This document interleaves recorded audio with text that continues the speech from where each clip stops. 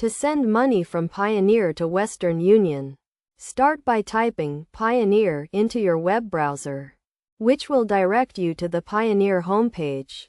From there, log in with your account information to access the various options.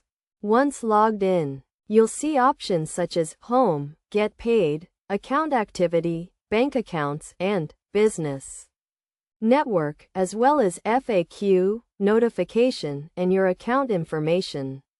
It's worth noting that Payoneer does not directly partner with Western Union, but you can still transfer money between the two using your Payoneer card and ATM.